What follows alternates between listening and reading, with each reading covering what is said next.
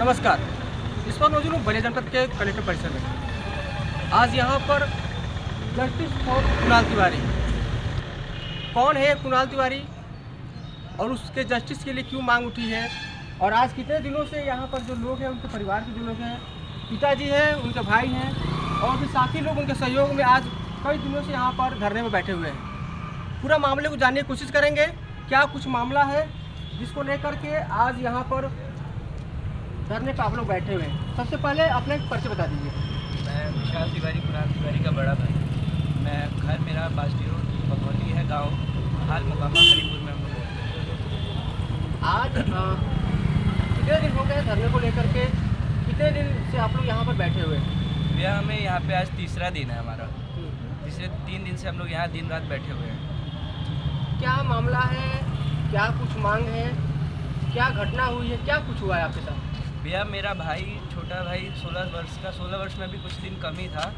उसको बस दिक्कत इतनी सी थी कि वो खाना खाएगा तो कहेगा कि मेरे को उल्टी जैसा मन हुआ है। तो मेरे पिताजी जो है वो जिला अस्पताल में लेके गए, डॉक्टर ए.के. उपाध्याय के 8 सितंबर के दिन गए। तो उन्होंने टेस्ट के लिए लिखा, लीवर टेस्ट वगैरह सब लिखा उन्होंने। फिर उन्होंने 9 सितंबर को वापस बुलाया। रिपोर्ट देखते हुए उन्होंने कहा कि मामूली सा हल्का सा लीवर फैटी है। दवाई उन्होंने लिख दी और बोले कि इसी से ठीक हो जाएगा। वो दवाइयाँ मेरे भाई को डाइजेस्ट नहीं हुई। तो फिर हम 10 तारीख को 10 सितंबर को वापस पहुँचे तो डॉक्टर ए.के. उपाध्याय ने उनको एडमिट कर दिया, मेरे भाई छोटे भाई को एडमिट कर दिया। 10 तारीख 11 तारीख 2 दिन ग्लूकोज चढ़ा, इंजेक्शन लगा। 12 तारीख की शाम को 6:30 बजे के करीब डॉक्टर ए.के. उपाध्याय के द्वारा लिखा गया 7 इंजेक्शन एक ही बार में डॉक्टर ए.के. उपाध्याय ने लगा दिया। उसके बाद से मेरे भाई की मानसिक स्थिति बिगड़ना शुरू हो गई। डॉक्टर से बोला गया तो उन्होंने, मेरे भाई ने इंजेक्शन लगते ही तुरंत कहा कि सर मेरे शरीर में खुजली हो रही है। तो डॉक्टर ने ये कह के शांत करवा दिया कि मच्छर काटा हुआ। उसके बाद वो उल्टा सीधा बोलने लग गया तो उनको थोड़ा बहुत डाउट हुआ। उसके बाद स्थिति बिगड़ने लग गई। रात के 11 बजे हमने डॉक्टर ए.के. उपाध्याय को कॉल किया कि सर इसकी स्थिति बहुत ख़राब हो चुकी है इंजेक्शन के बाद से। तो डॉक्टर ने कहा कि रिएक्शन क्या होगा और ये सोने का समय है, आप इमरजेंसी में लेके जाइए, यहाँ कोई दवाई नहीं है। मेरे ए.के. उपाध्याय का क्लिनिक कहाँ पर है और किस नाम से है? ए.के. उपाध्याय सरकारी डॉक्टर है, जिला सदर अस्पताल में चाइल्ड स्पेशलिस्ट है। कहाँ बैठते हैं वो जिला अस्पताल में ही बैठते हैं। उनका नहीं, तो आपने भर्ती कराया होगा तो कहाँ प्राइवेट में भर्ती कराया कि सरकारी में कराया? सरकारी में। सरकारी में भर्ती कराया? जी सरकारी में ही भर्ती करवाया। अच्छा। बेड नंबर 27 पे। अच्छा जी। तो उसके बाद उन्होंने हम लोग इमरजेंसी में लेके गए जहाँ पे डॉक्टर नीरज मौजूद थे। डॉक्टर नीरज ने कहा है कि आप ए.के. उपाध्याय से हमारी बात करवाइए तभी हम कुछ कर पाएंगे। तो हमने डॉक्टर ए.के. उपाध्याय को कॉल किया तो उन्होंने फ़ोन स्विच ऑफ कर दिया। उसके बाद तुरंत आवाज़ पे गए हम लोग, तो आवाज़ पे भी कोई नहीं आ रहा। बाहर से हम लोग चिल्ला रहे हैं तो अंदर से कोई आ नहीं रहा है। उसी तरह मेरा डॉक्टर नीरज ने भी हाथ नहीं लगाया।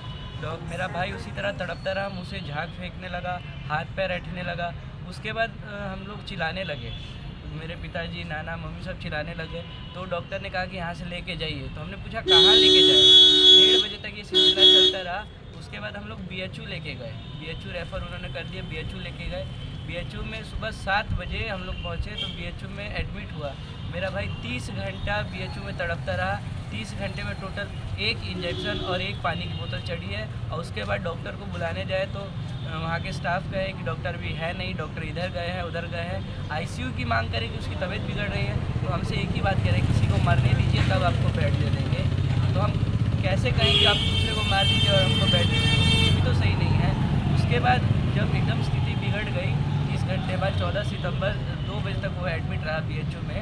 तो मेरे भाई एक लेडीज़ महिला हॉस्पिटल की डॉक्टर थी, वो आई, वो बोली कि इसके पास समय बहुत कम है। तो उन्होंने कहा कि इसके पास समय कम है, आप इसको प्राइवेट में लेके जाइए। तो हम वहाँ से तुरंत मेरे भाई को प्राइवेट में लेके गए। बनारस BHU से 1 से 1.5 किलोमीटर की दूरी पे अग्रिम हॉस्पिटल है। मेरे भाई की स्थिति देखते हुए उन्होंने कहा कि इसको 72 घंटे में हम ठीक कर देंगे। हमने खुशी हुई, 24 घंटे वहाँ पर एडमिट किया। 24 घंटे में उन्होंने 3.5 लाख रुपये हमसे लिए और हाथ खड़ा कर दिया कि इसका लीवर फेल हो चुका है, आप इसको लेके जाइए लखनऊ PGI, नहीं तो दिल्ली एम्स लेके जाइए। तो अब और मैंने पूछा कि लीवर ट्रांसप्लांट में कितना खर्चा आएगा, तो उन्होंने बताया कि 40 लाख का खर्चा आएगा। तो हम उसके लिए भी तैयार हो गए कि हो जाएगा, कहीं ना कहीं से सब हो जाएगा। तो उसके बाद मैंने प्राइवेट एम्बुलेंस की, और उससे पहले मैं पीएम कार्यालय पे गया, जो ये वाराणसी संसदीय कार्यालय है। वहाँ पे शिव शरण पाठक जी, जो मोदी जी के प्रतिनिधि है, इसे लेटर पैड पे लिखवाया, साइन करवाया, पीजीआई में हमको जाते ही सीट मिल जाए, वेंटिलेटर सीट मिल जाए। तो उन्होंने लिख के दे दिया। 22,000 रुपये में प्राइवेट एम्बुलेंस करके वेंटिलेटर वाला हम लोग पहुँचे लखनऊ पीजीआई 11:25 पे। 15 तारीख के 6:30 बजे हम लोग बनारस से निकले, 11:50 पे हम लोग वहाँ पहुँच गए। वहाँ पहुँचने के बाद लेटर पैड देख के कह रहे कि इसका कोई मतलब नहीं बनता है, और उन्होंने सीट देने से मना कर दिया कि वेंटिलेटर खाली नहीं है, आपको नॉर्मल हम बेड दे देंगे, और वेंटिलेटर की जगह आपको एक पंपू देंगे, उससे वेंटिलेटर का काम करता है, दबाना पड़ेगा आपको हाथ से। अगर सांस की नली फटेगी तो परिवार की जिम्मेवारी है, तो कोई भी माँ बाप भाई कोई तैयार नहीं होगा। तो हम लोग वहाँ से लेके रात एम्बुलेंस लेके KGMU भागे, किंग जॉर्ज मेडिकल यूनिवर्सिटी जो लखनऊ में है, वहाँ पे भागे। वहाँ पे हम लोग देख रहे हैं कि मरीज रोडों पे सोए हैं ऑक्सीजन वगैरह लगा के। वहाँ पे भी सेम कहानी, एम्बुलेंस नहीं मिला, तो मतलब वेंटिलेटर हमको नहीं मिला। मगर KGMU में हमारी एक सहायता की गई कि जो प्राइवेट एम्बुलेंस था वो हर जगह का बदल के हमसे 5,000 रुपये एक्स्ट्रा ले रहा था, तो उन्होंने हमारी इतनी मदद की कि सरकारी एम्बुलेंस करवा दी, वेंटिलेटर हमें नहीं मिला। जो सरकारी एम्बुलेंस आई वो भी 1.5 घंटे बाद आई, उसमें किया गया। तो उसके बाद हम लोग पहुँचे बलरामपुर, उसी रात बलरामपुर गए तो वहाँ पे भी कह रहे हैं कि ना हमारे पास ऑक्सीजन है, ना बेड है, ना सिलेंडर है, ना वेंटिलेटर है। और एम्बुलेंस वाला कह रहा है कि हमारे पास ऑक्सीजन भी नहीं है, ऑक्सीजन बहुत कम मात्रा में बचा पड़ा है। अब हम लोग परेशान तो जाए कहाँ। फिर हम लोग डॉक्टर राम मनोहर लोहिया पहुँचे सुबह 4:30 बजे। वहाँ पे भी सेम कहानी कि वेंटिलेटर नहीं है, आपको हाथ से दबाना पड़ेगा, नली फटेगी, परिवार की जिम्मेवारी। उसके बाद हम लोग सब जगह से थक गए, तो हम लोग लड़ना चालू कर दिए पुलिस प्रशासन से, उसके बाद लोहिया अथॉरिटी से, सबसे लड़ना चालू कर दिए, जिसका मेरे पास वीडियो है, सारा वीडियो है। मैं आप कहेंगे तो मैं दिखा दूँगा आपको। लड़ना चालू, पहले बोले कि 3 दिन बाद सीट मिलेगा, वेंटिलेटर मिलेगा, और जब लड़ना चालू किया तो बोले कि 1 दिन में मिल जाएगा। और जब वो देखे कि लोग नहीं मान रहे हैं, 3 घंटा हम लोग कंटिन्यू भाई के लिए अपने लड़ गए, तो लास्ट में ले जाके उन्होंने एडमिट कर दिया। मगर इतने देर में मेरे भाई की स्थिति बहुत बिगड़ चुकी थी। 5 दिन वो सर्वाइव कर पाया। 21 सितंबर को सुबह 6:10 में मेरे यहाँ मैं ही था उसके आखिरी समय में, और मेरे को एकदम से हार्ट बंद हो गया, वो चला गया। बलिया सरकारी अस्पताल, सरकारी अस्पताल, लखनऊ के सरकारी अस्पताल, मैंने पूरे उत्तर प्रदेश के जो नामी अस्पताल है, PGI अस्पताल, चाहे PHC जो नामी अस्पताल है, तमाम अस्पतालों में आपने भ्रमण किया अपने भाई को लेकर के।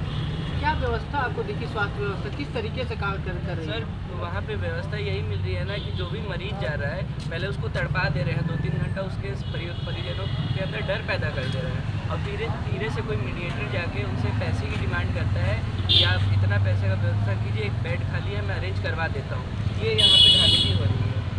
ये देखिए, ये वहाँ का है बनारस सांसद का जो हम लिखवाए थे। उसके बाद सारी रिपोर्टें हैं, सारी चीज़ें हैं, मैं आपको सारी चीज़ें A to Z दिखा देता हूँ। नहीं, आप मुझसे बताइए। हाँ, अभी क्या आप योगी सरकार से आप क्या मांग करना चाहते हैं, जो इस तरीके की जो आपके साथ घटना घटी है, तमाम जिले से लेकर के प्रदेश स्तर के अस्पतालों में आपने अपने भाई को लेकर के दौरा किया, लगातार जो डॉक्टरों से मिले, लेकिन किस तरह की स्वास्थ्य व्यवस्था आपको देखने को मिली, क्या आप मांग करना चाहते हैं? सर, हम योगी जी से एक ही मांग करना चाहते हैं। अगर योगी जी मेरी बात सुन रहे हैं तो एक ही मांग करना चाहते हैं कि डॉक्टर AK उपाध्याय की डिग्री रद्द करें पहले तो, उनके ऊपर हत्या का मुकदमा दर्ज करके कार्रवाई कीजिए। अगर दूसरा मैं ये चाहता हूँ कि मैं अपने स्वार्थ के लिए नहीं लड़ रहा हूँ, मेरा भाई तो इस दुनिया से चला गया है, वो हम लोग को छोड़ के चला गया है, मगर मैं इसलिए लड़ रहा हूँ कि जो मेरे भाई के साथ हुआ, जितना हम लोग भटके, देखिए हम लोग तो उतना लड़ गए, मगर काफ़ी लोग होते हैं कि बलिया से बाहर नहीं जा पाते हैं, हद से हट जाएंगे तो BHU जाके वो अपना दम तोड़ देते हैं, हिम्मत नहीं रह जाती है उनके पास। तो मैं चाहूँगा कि योगी जी स्वास्थ्य में कुछ सुधार करें बलिया में, कि ये ही मेरे भाई की मौत से पूरा प्रदेश समझ जाए, मतलब उनकी आंखें खुल जाए कि बलिया में कुछ स्वास्थ्य विभाग में सुधार हो जाए। अभी कितने दिन पहले आप यहाँ के जिलाधिकारी से मुलाकात हुई थी? सर, मैं परसों से आ रहा हूँ। परसों DM किया गया था तो DM नहीं बैठे, SDM भी नहीं बैठे थे, सिटी मजिस्ट्रेट बैठे थे, तो उनको दरखास्त दिए। तो क्या कुछ आश्वासन मिला उनके द्वारा? वो डायरेक्ट बस यही बोले कि जाइए हम देखते हैं, बस इतना बोल के हमको भेज दिए। हम लोग उसमें लेटर में लिखे भी थे कि हम लोग प्रोटेस्ट पे बैठेंगे, तो शाम के टाइम वो आते हैं, कहते हैं कि हटिए जाइए यहाँ से, प्यार से चले जाइए, अन्यथा हम अपना तरीका इस्तेमाल करेंगे। तो अभी आज किस तरह की कौन सा दिन है आज आप लोग? आज ये तीसरा दिन है। मतलब ये चारों तरफ से अभी भी मिल के दबाया जा रहा है प्रशासन के द्वारा। सुबह हम लोग वहाँ सामने बैठे थे। तो अभी 3 दिनों में क्या कोई जो प्रशासन के अधिकारी है कोई आपसे मुलाकात कर रहे हैं या कोई आपकी बात पूछने के लिए, तो पीड़ा आपसे पूछने के लिए आया कोई पूछने नहीं आया, सब देख रहे हैं, हंस रहे हैं, चले जा रहे हैं। आज तक मैं अपने भाई की मतलब जान बचाने के लिए दर दर भटका, लोगों के पैर पड़े, डॉक्टरों के पैर पड़े। आज मैं उसकी मौत के बाद भी न्याय मांगने के लिए दर दर भटक रहा हूँ। ये हाल तो क्या लगता है ये जो संघर्ष है आपका कब तक चलेगा, कब तक लड़ेंगे आप प्रशासन से और लोगों से? देखिए, मेरे भाई के अंदर जब तक सांस थी मैंने उस आस नहीं छोड़ी, तो जब तक मेरे अंदर सांस है मैं आस नहीं छोड़ूंगा, मैं तब तक लड़ूंगा। एक भाई की पीड़ा है, एक पिता की पीड़ा है। कहीं ना कहीं जो बड़ा भाई होता है पिता का समान ही होता है। बयान देते हुए इस बड़े भाई के आंखों में आंसू है, अपने भाई के लिए वो आंसू है जो अपने भाई को लेकर बलिया जिला अस्पताल से लेकर के BHU से लेकर के PGI KGU में कहाँ दर दर भटका है इलाज कराने के लिए। स्वास्थ्य व्यवस्था में किस प्रकार से लोगों को प्रताड़ना झेलना पड़ रहा है, किस तरह से परेशानियों को झेलना पड़ रहा है। आज इस भाई को कोई भी दुनिया की ताकत कोई नहीं लौटा सकती है।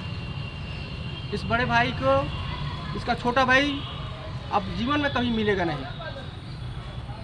अब इसमें किसकी लापरवाही है ये जांच का विषय है, लेकिन जांच होना चाहिए और जो इसमें दोषी है उनके ऊपर कार्रवाई होनी चाहिए। फिर हमसे तकलीफ से परिवंश कुमार।